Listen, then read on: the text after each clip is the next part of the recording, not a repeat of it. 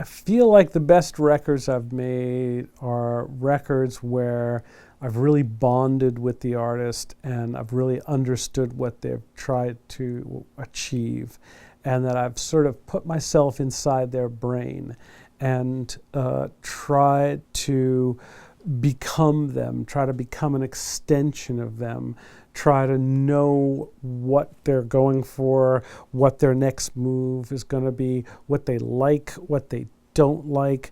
I think the job is really getting inside the artist's head, and when I feel like I've done that well, I feel like it's easy to go forth and make the music after that.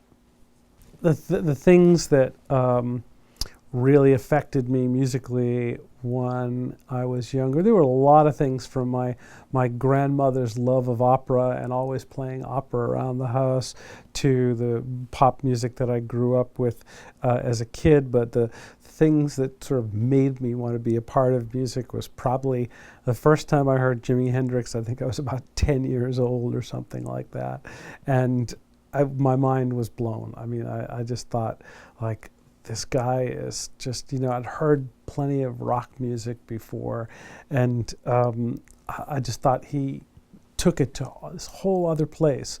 And then later, when I started exploring jazz and heard Miles Davis, it was just sublime to me how much emotion he could put forth on a plastic phonograph record with so little being played. And it was what he played and when he played it, and almost in some ways the opposite of Hendrix, where it might be, over the top.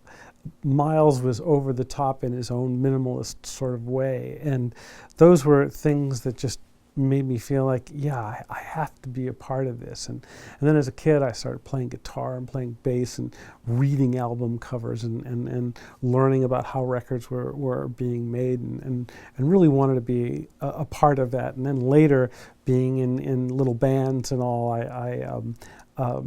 my bands were terrible and never really amounted to anything, but they allowed me to interact with other musicians and know that I wanted to stay in this music, but I never really felt I was a great musician, but I wanted to stay a part of it, and started to fascinate with the technical side of things and the conceptual side of things and the arrangements and all the other facets of making records other than just being that player in the room.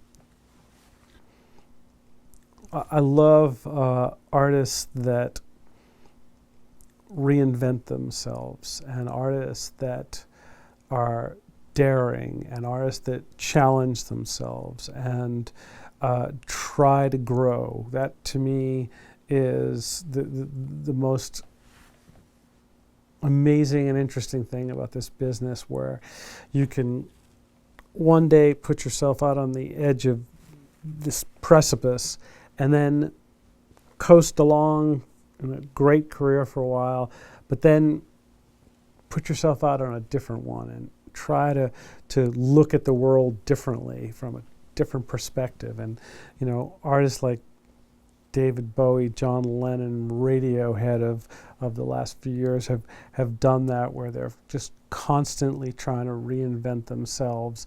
U2 for years was just brilliant at just putting themselves in dangerous places musically and coming up with a whole new sound. That's really exciting to me.